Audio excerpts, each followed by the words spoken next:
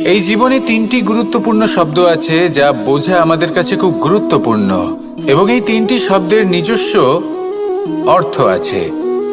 প্রথম হলো সঙ্গবদ্ধতা, অর্থাৎ একসাথে মিলে কাজ করতে হবে, একসাথে মিলে পরিশ্রম করতে হবে, সামনে এগোতে হবে।